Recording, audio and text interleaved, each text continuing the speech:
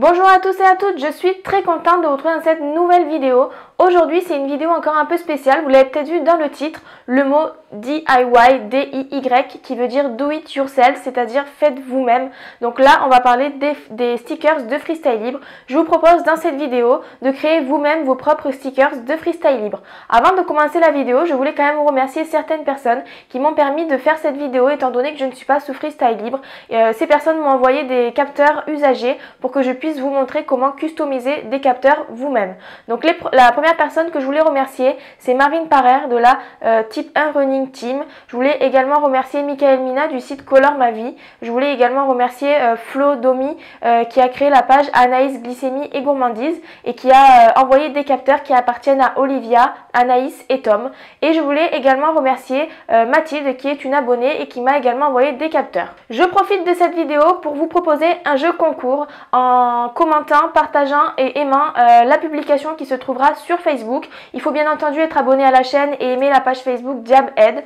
Je propose de tirer au sort 10 personnes et ces 10 personnes gagneront chacune une planche comme ceci de stickers étanches de Freestyle Libre. Je vous laisse avec la suite de la vidéo et on se retrouve à la fin.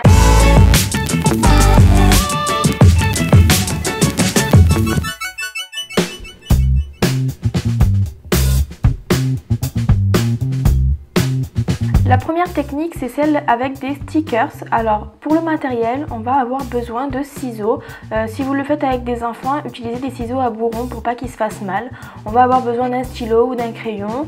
Moi, ensuite, j'ai créé un pochoir dans du carton, un pochoir à la taille du capteur pour pouvoir tracer des ronds à la bonne taille. Ensuite, on a besoin d'un capteur, bien sûr, mais qui sera collé sur votre peau pour vous. Et après, on va avoir besoin de stickers. Donc moi, je les ai achetés sur Amazon entre 10 centimes et 4 € à peu près. Mais on peut aussi en trouver sur des sites, enfin sur des magasins style Fnac, Cultura, Truffaut et tout ça. Donc pour le premier capteur, j'ai décidé de le décorer comme ceci. Donc je prends une planche de stickers. Je vais tracer un rond à la taille du capteur. C'est du à peu près, hein, parce que là du coup mon rond n'est pas du tout droit, mais après quand on le découpe, on essaye de le découper à peu près rond pour que ça soit plutôt joli à la découpe. On vérifie bien la taille si ça va, comme ça si c'est un peu trop grand on peut réajuster, enlever un petit bout, tout ça. Soit on peut le laisser comme ça et le coller directement sur son capteur, ou alors on peut encore le décorer comme on le souhaite. Donc moi j'ai décidé de rajouter une petite fleur orange et une fois que c'est fait, on le décolle et on le met sur son capteur.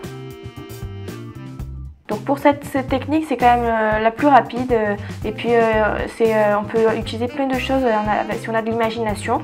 Pour le deuxième capteur, j'ai pris un rond qui a pile poil la taille du capteur. Donc en fait, je les ai achetés sur Amazon. Un capteur, ça fait à peu près 35 mm de diamètre. Moi, ce rond-là que j'ai acheté, il fait 30 mm. Donc vous voyez qu'il est quand même un petit peu grand encore pour le capteur. Et pour le troisième capteur, j'ai décidé de le décorer comme le premier. J'ai découpé un rond avec le pochoir et j'y ai collé un truc au milieu.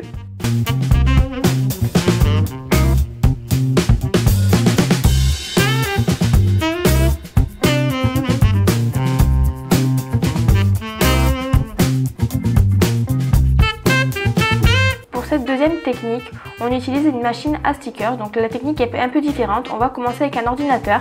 Donc moi j'ai créé ma planche de stickers sur Word. Je vous invite à aller voir sur la barre d'infos un lien. Je vous ai mis sur mon site une galerie avec des ronds de stickers à imprimer. Donc on imprime cette planche. On peut utiliser du papier classique d'imprimante ou si on veut que ce soit étanche, on peut utiliser également du papier vinyle classique. Donc on imprime cette planche. Une fois que c'est fait, on va utiliser la machine Xirion, donc c'est la Xiron 250 qui permet de créer des stickers, elle est disponible sur Amazon. On va découper les ronds de la planche individuellement, il faut les découper un par un, c'est plus pratique.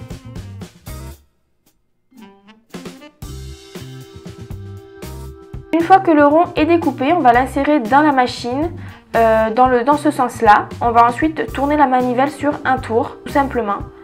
Et là, de l'autre côté, quand on la retourne, on voit que le sticker s'est collé sur une espèce de feuille. En fait, la machine dépose une colle sur le papier pour en faire un sticker. Donc on peut faire des stickers avec plein de choses, hein, pour d'autres choses que des capteurs de freestyle. Et une fois que c'est fait, on le décolle et on le met sur le capteur. Et on peut en créer plein. Du coup, avec la galerie que je vous ai mis dans la barre d'infos, vous pouvez aller voir, il y a plein de choix de stickers. Ce sont des images libres de droit pour éviter d'avoir des soucis.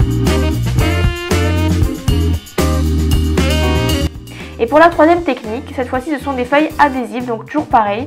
On va imprimer également la planche de stickers. Cette fois-ci, au lieu d'utiliser du papier normal d'imprimante, moi j'ai acheté du papier vinyle blanc mat. Cette fois-ci qui est adhésif et qui est également waterproof puisque c'est du vinyle, donc c'est très pratique. Elle est compatible avec la laser et l'imprimante jet d'encre, donc ça c'est super pratique. Je mets souvent une haute qualité quand j'imprime pour que les images ressortent quand même plutôt bien.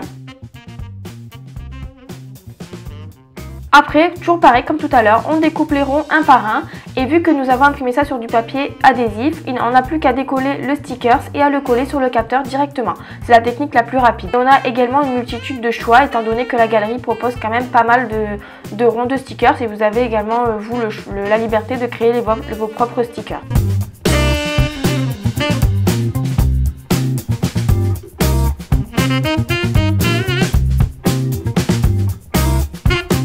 Voilà, j'espère que cette vidéo vous aura plu. N'hésitez pas à me dire en commentaire si vous avez d'autres idées de vidéos comme ceci, sur des créations, des choses à faire soi-même à la maison en rapport avec le diabète bien entendu. Voilà, mettez un petit pouce levé pour me dire que vous avez aimé la vidéo et puis partagez-la et abonnez-vous à la page Facebook et à la chaîne YouTube.